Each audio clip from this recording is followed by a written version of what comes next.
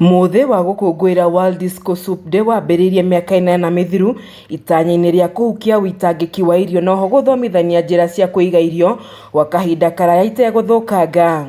Elfas Masanga, umwe wa arũgamĩrĩri rũhonge-inĩ rũrũ rwa Slow Food Kenya, augĩte itanya-inĩ nĩ gũthomithia Kenya njĩra itiganĩte cia kũiga irio iri hamwe nĩ kũmithia irio na riũa nĩguo itigathũke na ihenya. Sasa hivi ukienda mashamba zetu tuko na a lot of vegetables, tuko na a lot of chakula kwa mashamba, lakini utaona kwamba wakati ambao mvua inaisha hiyo chakula haitakuwa tena, so tunajaribu kutrain watu mambo ya value addition, kufanya mambo ya solar drying, kutumia local method. Samson Kirwa kiuria Kenya kugaya irio na arĩa matarĩ nĩguo kũhukia gĩkĩro kĩa irio cia gũthũkanga. Kama kuna chakula kingi tunasema kuwa pea jirani.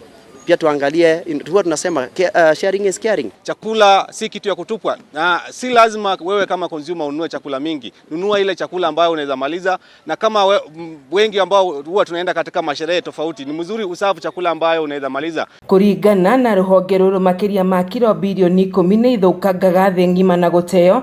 Rĩu itanya rĩa rũhonge rũrũ arĩ kũhukia namba ĩno na njĩra nene, kuona bũrũri wa Kenya nĩ kũrĩ icigo nyingĩ igũmagĩrwo nĩ ng'aragu na gũcũngĩrĩria ikuũ.